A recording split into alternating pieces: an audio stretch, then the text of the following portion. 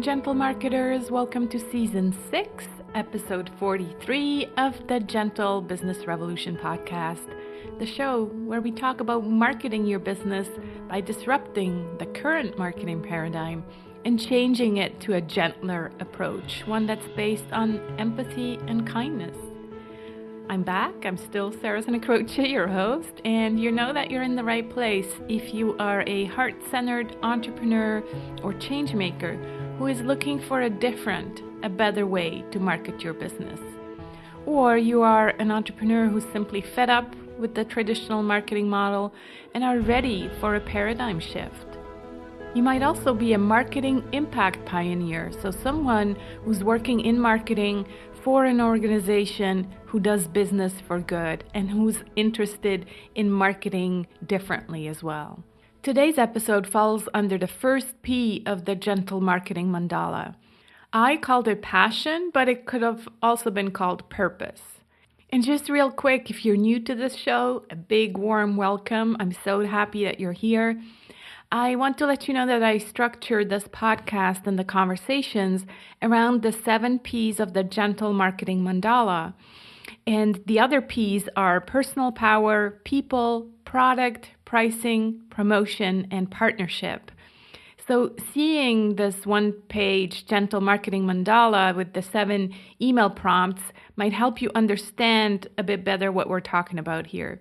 You can get your one-page marketing plan at sarasandcroce.com/1, that's the number 1 page. So I've known today's guest for many years. Gary Smith is the author of 4 books, including 2 in the personal development area and 1 focusing on customer service.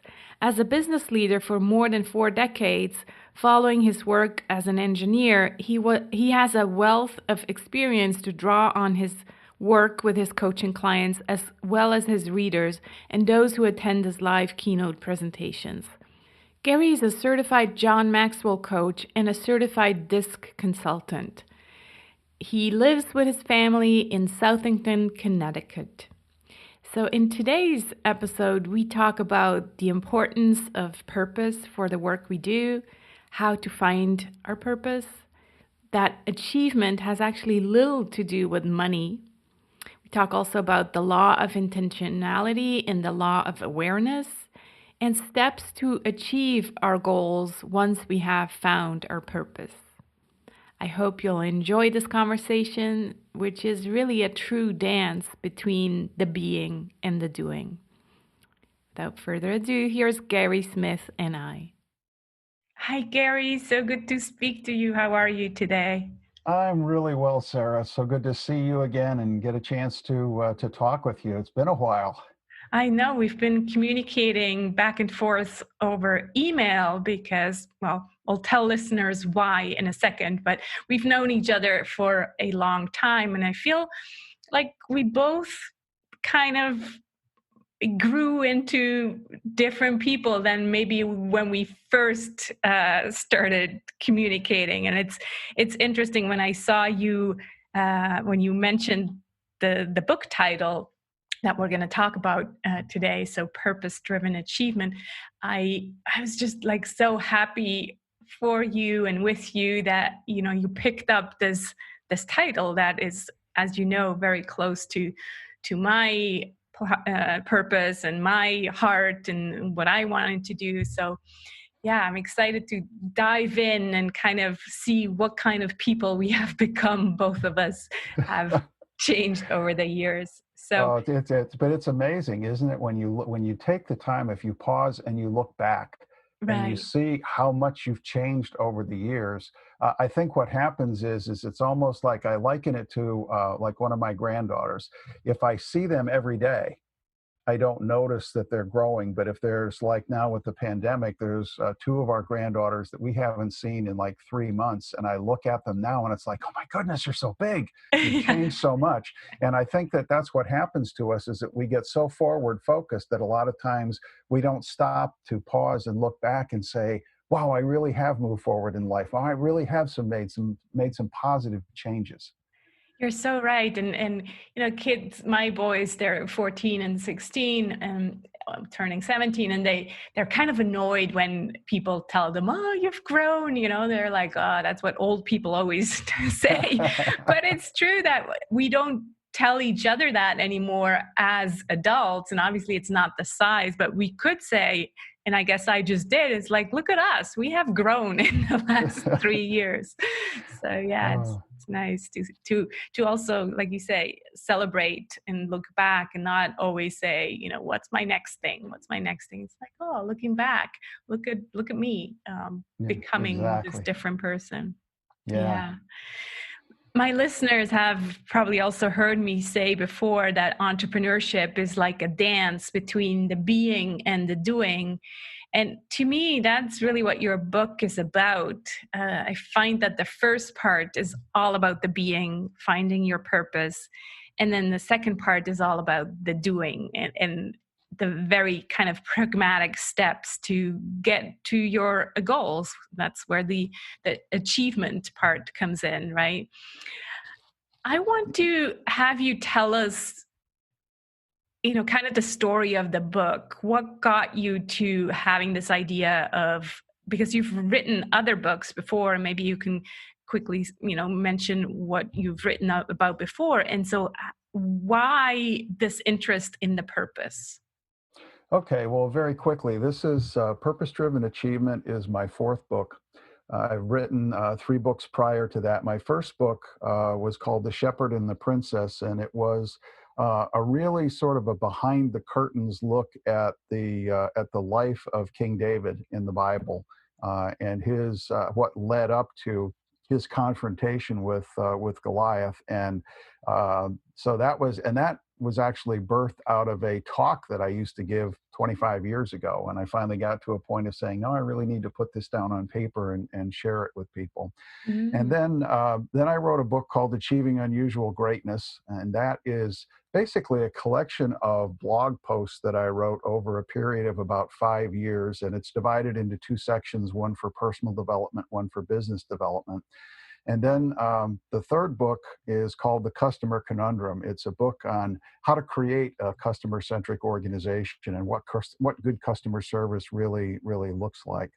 But when we talk about purpose-driven achievement and why that became so important to me is, as a business consultant and business coach over the years, one of the things that I have always asked myself is, when people aren't moving their lives or their businesses forward the way they really want to, what's going on? Is there one sort of common theme that sort of ties everything together to say, if you're not achieving, why are you not achieving?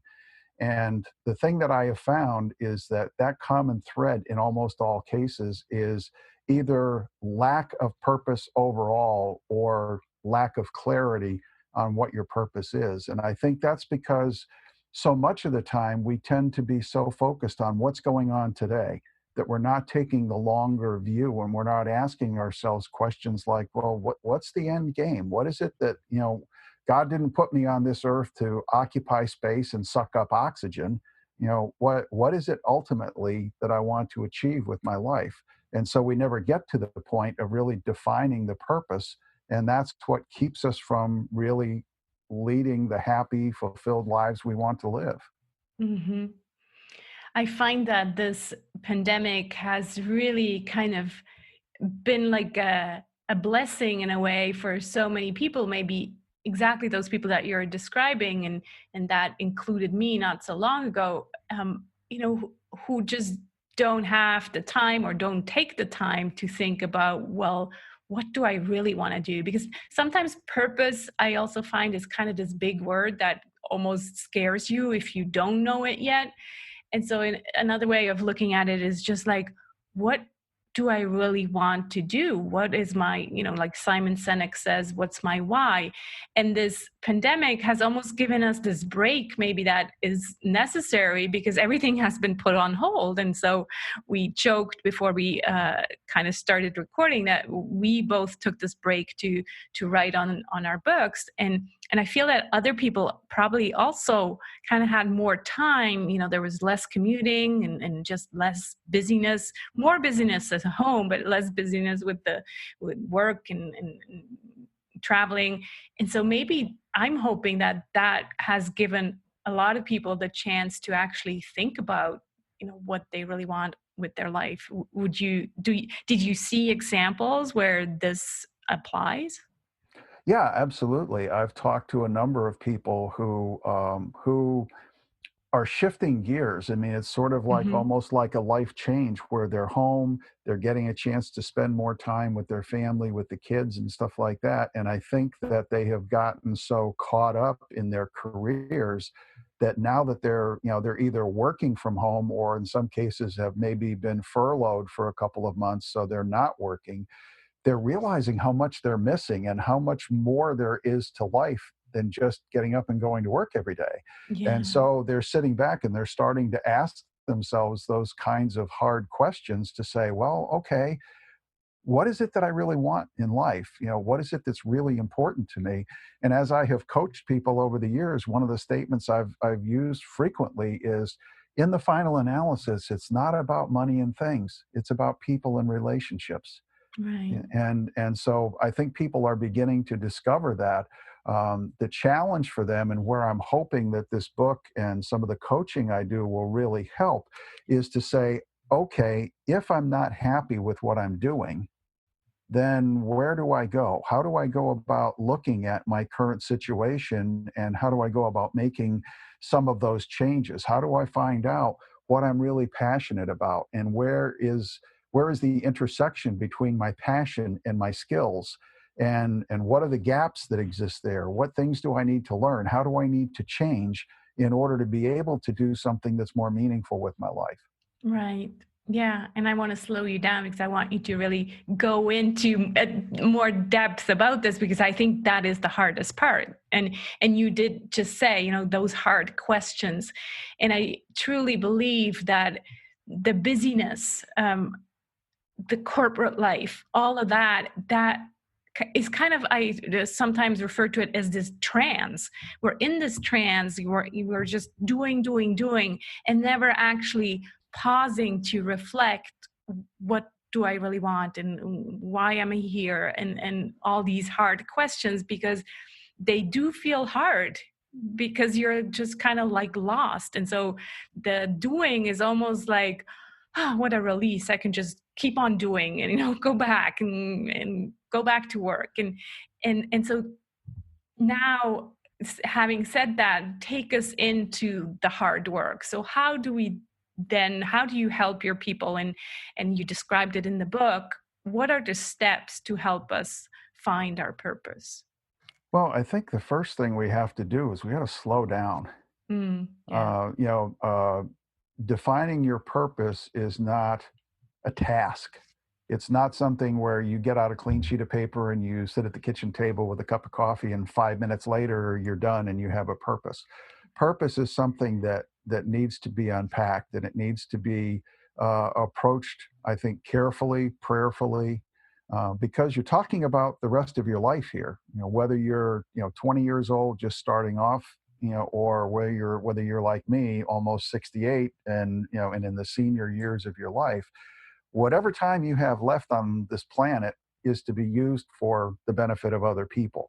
And so we need to slow down, and we need to take some time to really thoughtfully think through what's going on. And one of the ways that I did this, and it's in the book, I was invited in 2006 to teach at the Kazakh American Free University in Ust-Kamenogorsk, Kazakhstan. And it's interesting because the university was created by a former minister of education in Kazakhstan after the fall of the Iron Curtain, and after the Russians pulled out of Kazakhstan. And you need to understand, the Russians are the ones who had developed and owned all of the technology that was being used in the country. And so when they pulled out, with the exception of the oil industry in Kazakhstan, the economy there largely collapsed. But this gentleman created the university because he wanted to train the next generation of business leaders in his country. but he wanted them to be trained based on the American free market, free enterprise capitalist system. And so he partnered with some companies in the United States, and through them invited some successful business people and entrepreneurs to be visiting professors there to teach some of the classes. And so I went in and I actually taught 2 classes while I was there. One was a class in strategic planning to undergraduates, and then I also did a graduate level class in corporate management. But the undergraduate class was interesting. Most of my students came from pretty humble backgrounds financially. And when they came into class, they thought, the first thing we're going to do is we're going to begin working on this strategic plan for a multinational, multi-billion-dollar company, and it's going to be a lot of fun. And the first assignment I gave them was to go home and create a purpose statement. And one young woman in the class, her name was Katya, looked at me and said, well, I don't understand. Why do you want us to do this? And I said, because if you cannot create a purpose statement for a corporation of one, then you have no credibility to do it for a multi-billion-dollar multinational company that's going to impact the lives of perhaps hundreds of thousands of people. And so the kids started working on their purpose statement, and they came back. And as I started to read some of this stuff, I realized that they were very short-focused. They were looking at it from the standpoint of, what I want in life. I want to make a lot of money. I want to have a fancy home. I want to have the sports cars. I want to travel the world. I want to have a yacht on the Mediterranean and all that sort of stuff. And so I paused and I said, guys, I think we need to dig a little bit deeper here. And so I painted a scenario for them. I said, the first thing I want you to do is I want you to begin to develop a mental picture of what you're going to look like when you're 90 years old. And really stop and think about it. What are you going to look like? Are you going to be standing up straight, or are you going to be hunched over? Are you going to be able to walk briskly and go out and take your morning walks? Or are you just going to sort of shuffle around? Those sorts of things. Really begin to develop a picture of what you're going to look like. And if you have any problems with that, if you have, elderly parents or elderly grandparents, look at them, because they're a good example of where you're headed. And then once you get the mental picture, then start thinking about what is it that you're going to feel like at 90 years old? Are you going to be healthy? Are you going to be sick? Are you going to be able to see clearly? Or are cataracts going to be obstructing your vision? Are you going to be able to hear clearly? Or are you going to struggle to stay up with conversations? Mentally, are you going to be sharp, or are you going to start failing a little bit? Maybe a little bit of dementia creeping in. What's that going to be like? And how is that going to make you, how are you going to feel? Mm-hmm. And so once you get the physical picture and the sort of the mental picture of what's going on, and you begin to see and feel those emotions, then we're going to take the next step. And the next step is you're critically ill. You haven't been out of bed in 3 months, and your doctor just left your side and told you that you had less than 24 hours to live. At that point in time, as you look back over your life, what will you have wanted your life to stand for? What are the things that you have accomplished in life that you are most proud of? What are the things that you accomplished in life that you're really not so proud of? What are the things that you wish you did that you didn't do? Do the people in your life really know how much you love them, how much you cared for them? Have you invested your life in the lives of others, or has it always been about you? And as people begin to answer those kinds of questions, they begin to get the threads, they begin to find the threads of who they really are as people and what in life is really important. And then they can begin to take those threads and start weaving them together into what will eventually become a tapestry of their lives. And when the kids started looking at it from that perspective, all of a sudden, there was a major mindset change. There was a shift from what's in it for me to realizing that there's a bigger picture in this world and that I have a unique opportunity to impact this world for the better. And then their mission statements, their purpose statements began to reflect that. And here's how I can contribute to society. Here's the skill sets that I want to develop, and here's how I want to employ them, to make the world a better place. And I think that that's when we start thinking long, I mean, Stephen Covey talks about begin with the end in mind. When we look long, then we begin to realize the tremendous impact that we can and should have with our lives. Yeah. That's so beautiful that you saw this actually like really unfolding with this group of students, because I think it's so easy to fall into the in my book I write about the mainstream definition of success, and it looks like that's exactly what these kids were, that's the first thing that came to mind. The mainstream definition of success is usually money, big house, car, all these things that we think make us successful, right? And it's so beautiful that you got them to really think about that and say, look, is that really how you define your success? And then and do you see, is there purpose in that? Does that make you feel like you've lived a good life? It also reminds me of this Australian nurse. I think her name was Bonnie something. Who did research. So she was basically accompanying people who were dying. And the most common response that she got from these people on the last day of their lives is that they said they wish they had been more authentic. So they wish they hadn't lived their lives according to someone else's expectations. And then there was also other answers that kind of reflected this definition of success. They were trying to achieve something that didn't actually make them happy. And I think it's so, I think it's very frequent that we are in this trance again, that we are on this trend that we think we need to achieve more in terms of, what it means financially speaking, without actually going deeper and saying, yeah, but am I going to feel good when I die just because now I have $1 million or $2 million? And I think it's just beautiful that you got to actually got your students to think about that very deeply. Well, it's interesting because I was very fortunate as a young man. When I was just in my 20s, I had the opportunity to meet a gentleman whose first name was also Gary. His name was Gary Reasons, and he was a very successful businessman. And I got to be friends with him, and he and I occasionally would have an opportunity to get together and have a cup of coffee and talk. And one of the times we were talking, he looked at me and he said, "You're an ambitious guy. You're hardworking. I know that you're going to be successful." And he said, "That's great." And he said, but I want you to think about something, because he said, just as you were talking about, Sarah, that most people define success as, having all of the trappings of success, making a lot of money, having the homes, yada, yada, yada.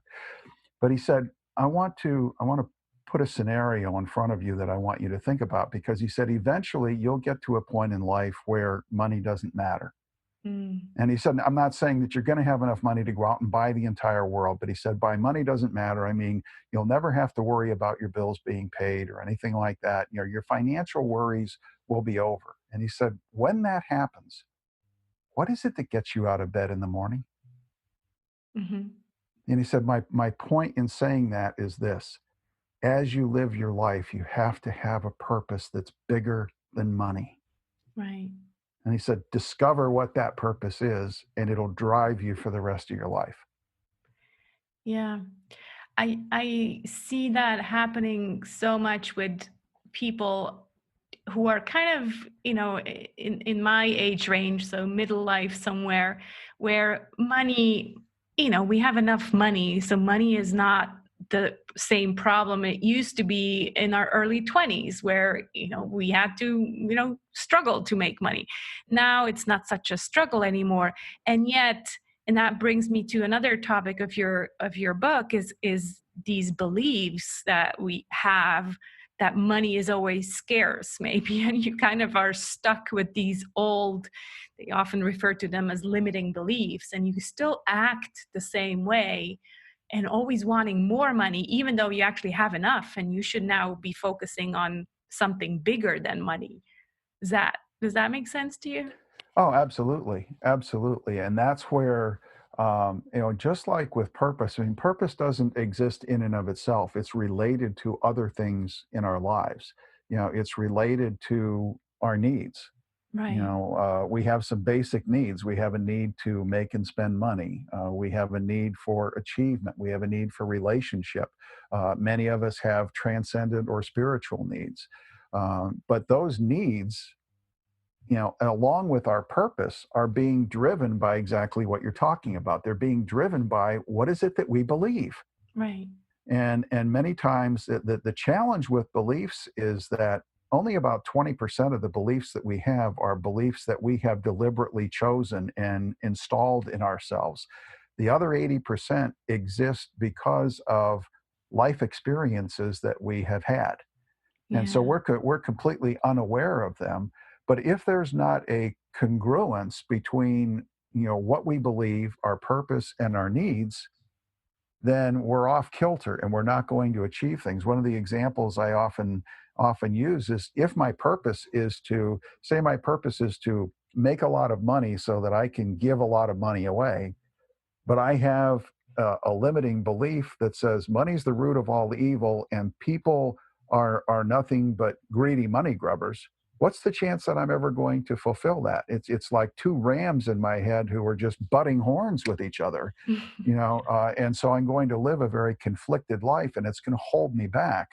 But until I take the time to unpack that stuff and understand what those beliefs are, and then make a decision that I'm going to believe something different, nothing's going to change. Right. Yeah. It's so true, and yet it's so hard to actually realize that those beliefs are maybe no longer needed. Maybe those are beliefs that you created when the situation was completely different, and maybe those are even beliefs that you took over from your parents or even a previous generation, and to grow up and realize, oh, this belief, it no longer serves me. that takes a lot of awareness, right? Well, not only that, but I think it highlights the needs. I'm going to put sort of a selfless plug in here. It highlights the need for a coach, Yeah. because we need somebody who can see those things in us that we can't see. Right. I often make the comment that even coaches need coaches, and I actually have three of them. And the reason that I have them, and it just happened the other day, I was talking with one of my coaches. She lives out in Illinois, and her name is Stephanie Callahan.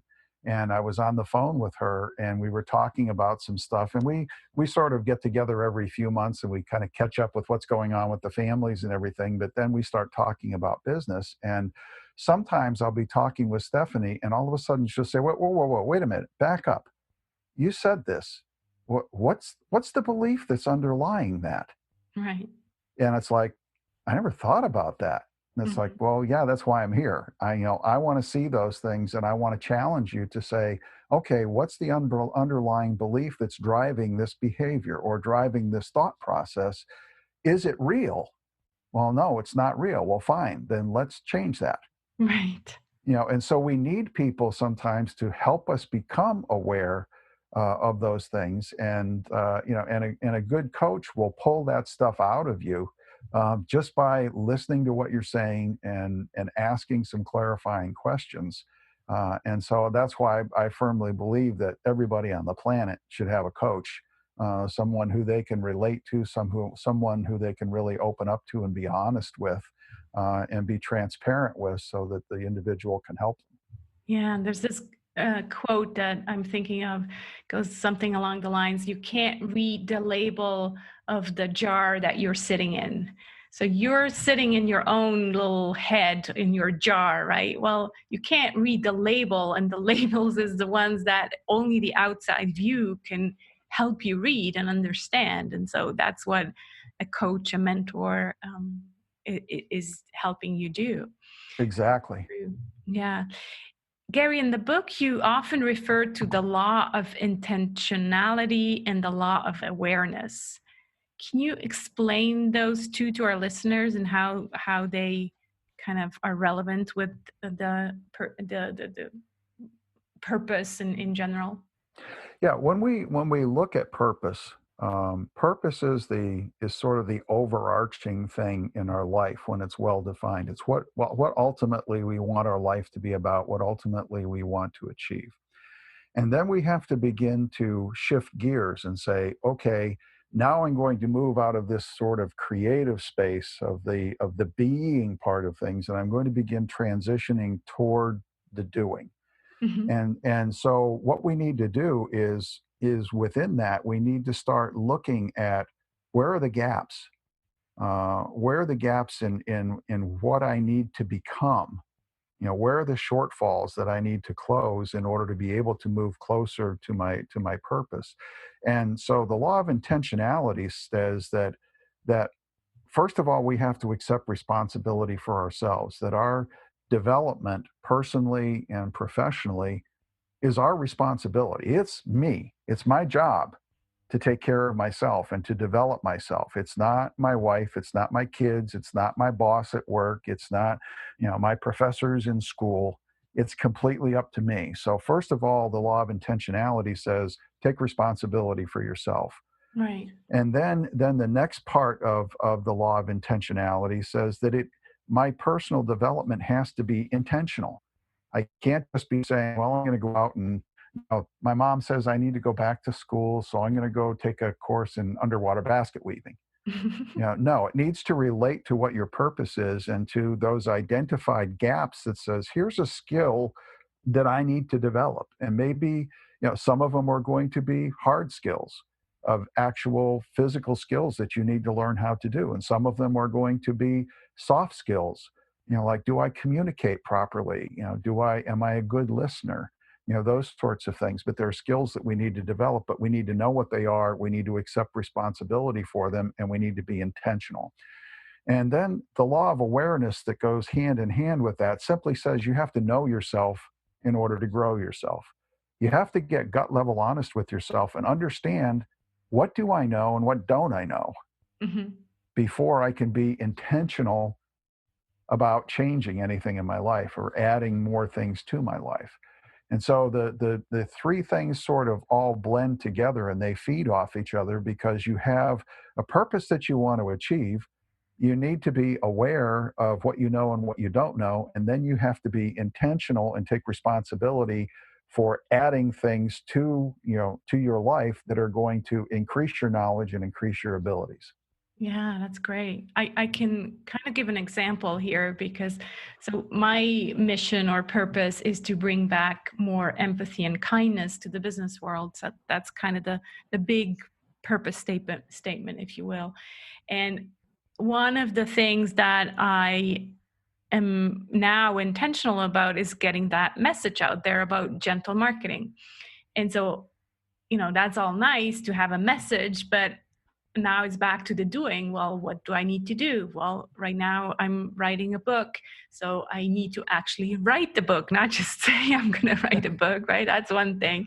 So I'm writing the book. Another thing is speaking. So I'm preparing a TED Talk.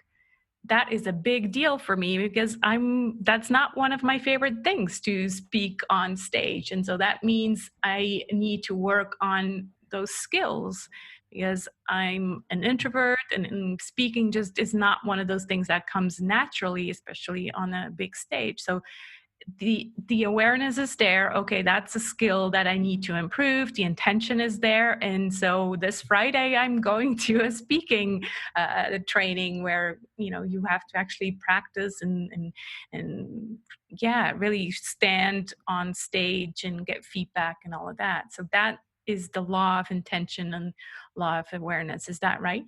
Exactly. You nailed it. Good. So once we found our purpose and maybe found our way back to our purpose, if we already had it, what are some of those key concepts then to go from the being to the doing? So we said, okay, intention, awareness. You have some other steps that you talk about in your book. Yeah, I think once we've defined our purpose, then we have to begin looking again, sort of, let's still focus on the bigger picture of looking at it and saying, okay, what are the sort of major goals that I would want to accomplish that would make me feel that I have either achieved or am moving much closer to the attainment of my purpose. And then I take people through a process of what I call progressive granularity. And that is, once you have a goal out there, and that goal might be anywhere from 6 months to 5 years in the future, start breaking it down into finer and finer pieces until you can answer one question. What do I have to do today, right now, in order to reach a goal that may be 5 years in the future? And until we get to that point, until we've boiled it down and gotten that granular with it, we don't have anything to do. We don't have anything to take action on. And so much of the time with people, I find what happens is that they're really good in the being part. They'll come up with a purpose statement and they'll, create 3 to 6 major goals that they want to work on, and then they get stuck. Mm-hmm. And when I talk to them about it, it's like, well, it just sort of got overwhelming. And I said, well, wait a minute. Let's think about going to college. Let's say that you decided that you wanted to go to college and you want to get a 4-year degree from a university.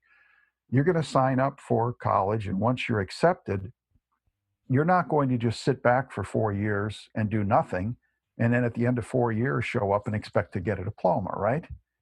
You're going to take a first class, and after you've completed that class, you're going to take a second class. And so it's looking at things from the standpoint that it's not about the quantum leaps in life that we make. It's about the little baby steps that we take. And so, the thing, if I look at a goal 5 years in the future and I boil it down, the action item I may take today or may need to take today is nothing more than send an email, make a phone call. And if I do that, if I do those little things and I do them consistently, number one, it builds confidence in me because I realize that it's just doing little things every day and staying focused on that goal and making sure that I'm doing things consistently. And if I do that after 3 months or 6 months, and I take the time, like you and I were talking about earlier, if I take the time to turn around and look back, I'll find out just how much things have changed Mm-hmm. in that 3 or 6 months. And that builds momentum. And once you get that ball rolling, trust me, it doesn't want to stop. But it starts with getting very, very finely detailed about what is it that I need to do next? What do I need to do today? What do I need to do tomorrow? And it's the same type of thing. Like when I was writing my book, and I'm sure that you did the same thing as you've been working through your book, is I laid out a plan and said, okay, I'm going to write chapter 1 on this day, and chapter 2 on this day, and chapter 3 on this day. And then just following through and making sure that stuff gets done. Yeah. Yeah, it's so interesting what you said. It's often the overwhelm because, and in the book you write about mountains, right? The goal seems like such a big mountain that people are standing at the bottom. And I admit, for me as well, when I said I'm going to write a book, I'm like, oh gosh, I have no idea how am I going to do this, and so first thing I did is I hired a coach. I'm like, well, I need help here. And the minute you break it up into little pieces, it becomes easier because it's no longer this big mountain, but it's just, small hills that you can climb every day. And then, yeah, you turn around and all of a sudden you are standing on the big mountain. You're like, how did I get here? Well, I guess just one bit every day. It's, yeah. It's one step at a time. One step at a time. And I think that's exactly where it's good to have someone besides you, so that you don't make it harder for yourself, because I feel that in my early years of business, I made everything, I didn't hire a coach and everything was much harder. I think I would have gotten to where I wanted to be much faster had I worked with someone. And B, does someone really can also help you with accountability and say, did you do this? Did you get there? Do you need help getting there? Well, that's another critical point, Sara, and that is that So much of the time, we set goals for ourselves, and even when we break them down into the tasks that we need to do, there is no accountability. I mean, if I have a task and it doesn't get done today, all right, who's going to slap me on the wrist? Nobody else knows that that task was supposed to be done except me. But Right. if I have an accountability partner that I'm on the phone with every week or every couple of weeks, and I tell that individual, this is what I'm going to accomplish, then I know that in 2 weeks when that phone call comes up, I have to answer for what I did and what I didn't do. Right. Yeah. Yeah. I want to come back and kind of end with purpose, because that's the topic of today's episode. And as again, as I said, your book is basically two parts. The first part is the being, and the second part is then the doing. So achieving in your goals, and therefore getting to your purpose. But I'd love for you to end with the story about your daughter, and that you share about in the book, because I think it's a beautiful kind of testimonial to knowing your purpose and knowing what you really want to do in life. Okay. Yeah, my oldest daughter, Alexandra, is a doctor. She is a neonatologist, which is a fancy word for she takes care of babies that are born extremely early, typically 24 to 28 weeks gestation. And she knew from the time she was 6 or 7 years old that she wanted to be a doctor. Now, how that happened, I have no idea. Uh, but she decided that that was what she wanted, and she worked hard all through high school, graduated at the top of her class in high school, and then went on to college. And in college, she majored in a combination of biology and pre-medicine. Did well in college, got into a good medical school, and then in the medical school process, the first couple of years are really training in two basic things. It's physiology and pharmacology. It's teaching you about the human anatomy, how the human body works, and then pharmacology talks about when you have a particular illness and you take a medication for that illness, exactly what's going on with your body. How is that medication helping you? But then when they get into their third year, they start going through rotations through the various areas of the hospital. And the whole idea behind them is to give them a general exposure to all of the various areas and to help them decide what they want to specialize in. Mhm. And so Alexandra was about halfway through her third year of medical school, and she had been considering several different specialties. But one night she came home from school and she was sitting with us having dinner, and she announced that she was going into pediatrics. And we've always encouraged our kids to, hey, you follow your passions, you do what you want to do. But I asked her, I said, well, you realize, first of all, that pediatrics is a hard field because a lot of times you're dealing with babies. And when you're dealing with babies and they're sick, they can't tell you what's going on. They can't say, hey, it hurts over here. The diagnostic skills required are pretty strong. And Mhm. she said, yeah, I know, and I'm willing to do that. And I said, okay. And I said, the other thing you have to realize too is that while all doctors make decent money, pediatricians are sort of on the low end of the pay scale. And she got all teary eyed on me and she looked at me and she said, oh, Dad, it's not about the money. This Mm, is what God has called me to do. mm, And I said, okay, if that's what he's called you to do, then you do it. And she went on, she finished medical school. She moved to New York City to Morgan Stanley Children's Hospital and did her residency there. And again, as part of residency, they take you and they give you exposure to all of the subspecialties. So she was in the intensive care unit, she was in the neonatal intensive care unit, all over the place, surgery, you name it. And one night she was working in the neonatal intensive care unit, caring for a little baby that was, 24 weeks, weighed less than a pound. mm, And she said, I was by a little isolette, and the doctor, who was the attending physician of the NICU, came over and put his arm around her and whispered in her ear, this is what God has called you to do. This is the specialty you need. And so she went on and completed her residency, did a fellowship in neonatology, and then she moved to from New York to Boston, and she's now at Tufts Medical Center in Boston. But one of the times when I was talking to her, I said, so, what's going on with, with your patients and stuff like that? And she looked at me and she said, Dad, they're not my patients. They're my babies. And I love each and every one of them. And she said, if it ever gets to a point where they're just another patient that needs to be cared for, it's time for me to quit, because I will have lost my edge, because I will no longer have the passion to give them 1,000% of the care that they deserve.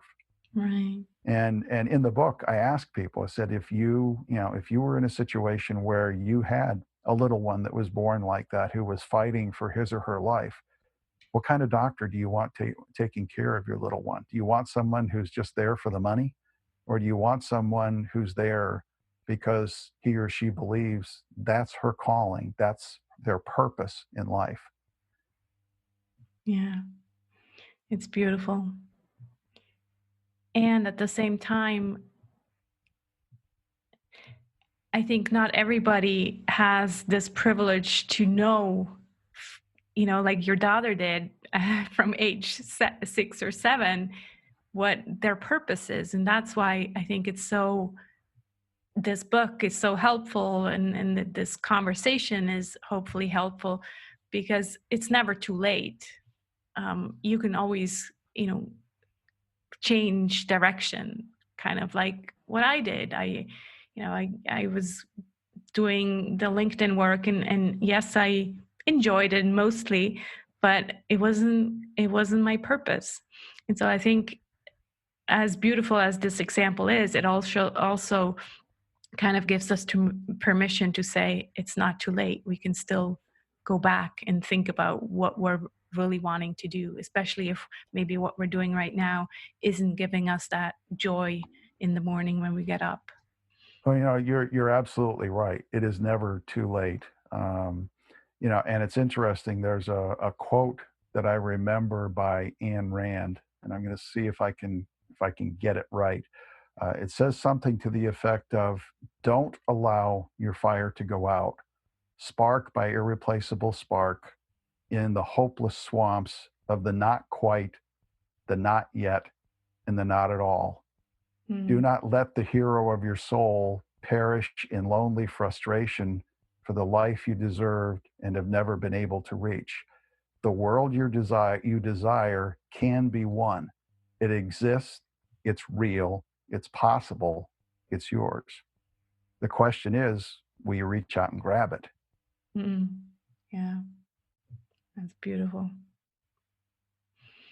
I think we're coming to a close here, but I want to make sure that we kind of mentioned everything that we wanted to mention. Is there anything you'd like to add?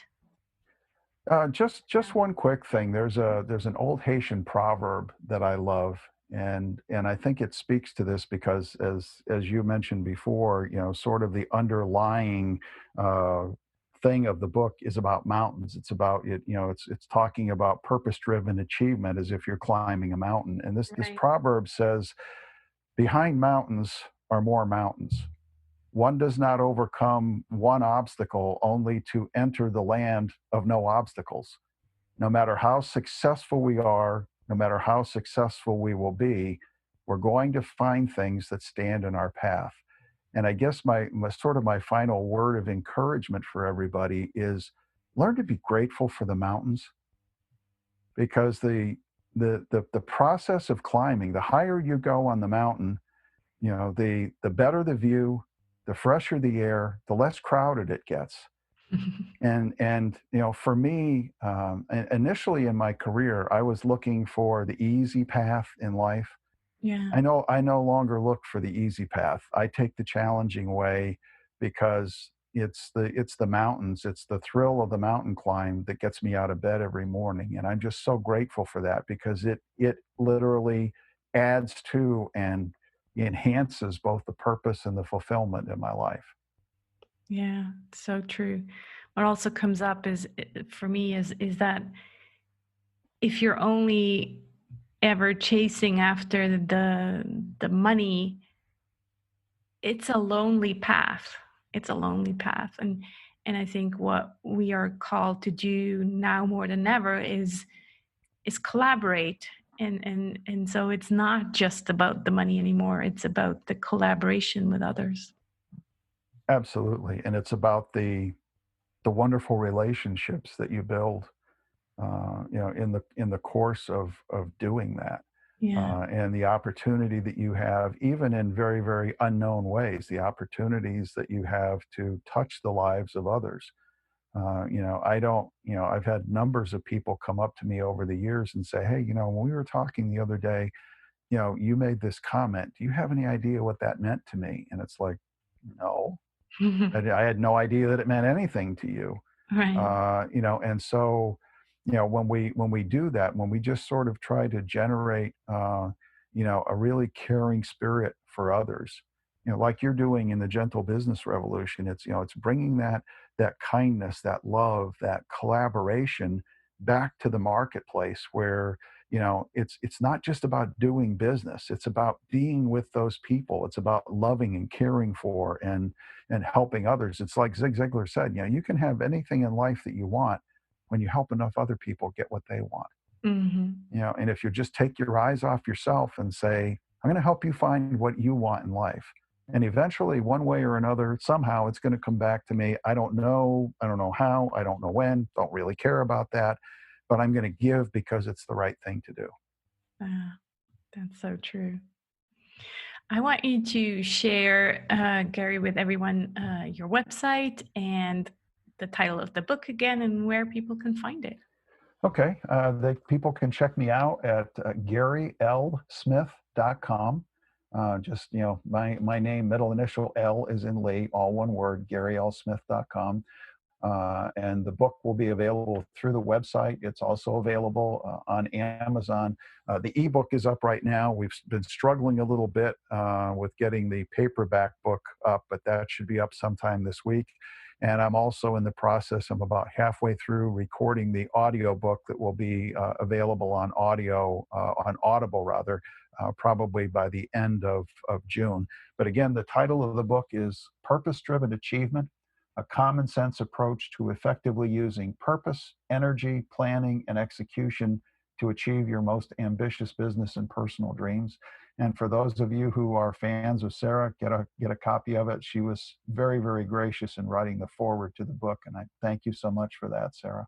Thank you, Gary. It was a pleasure. My first foreword. I was so honored. That was amazing. Very quickly, Gary, what are you grateful for today? What makes your day special today? I woke up this morning. Yes. And I've got another day to be able to to get out and do stuff and move things forward. And I've already done that. I got up early this morning and was sitting downstairs enjoying my morning coffee and some sunshine and just getting some things done. And I'm grateful for life, and I'm excited about what comes next. Wonderful. It's been a great pleasure to have you here. Thank you, Gary, for taking the time. Oh, thank you, Sara. It's been a joy to be with you, and I look forward to the next time. Thank you. Thank you so much for listening. I hope you found some inspiration in this conversation. Please check out the show notes for this episode at sarasantacroce.com, GBR43. Also visit Gary's website at www.garylsmith.com. And you find all his other social media links in the show notes. And of course, as Gary said, check out his book on Amazon, and it's called Purpose-Driven Achievement. If you enjoyed this conversation and share my worldview, I'd love to hang out with you in the Gentle Business Circle. That's a safe zone to hang out with other imaginal selves and help each other build our business and grow our impact. When you join the Business Circle, you get one live monthly Circle Q&A call with me and other gentle marketers. And don't worry if you can't make it live, you can always submit your questions and get the replay. You also get a monthly newsletter. And as a bonus, you get my Authentic and Fair Pricing mini course for free. And secret bonus episodes every now and then. These calls take place once per month, every second Wednesday of the month, and the next one is coming up on Wednesday, July 8th. There are different levels of support, starting out at $7 per month only. You can find out more at sarasantacroce.com/circle. And if this is for you, then I'd love to have you there. I hope you'll join me on this journey to a kinder marketing paradigm.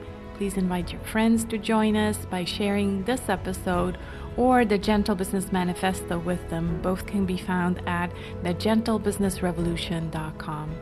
Let's be the change we want to see in the world. Speak soon.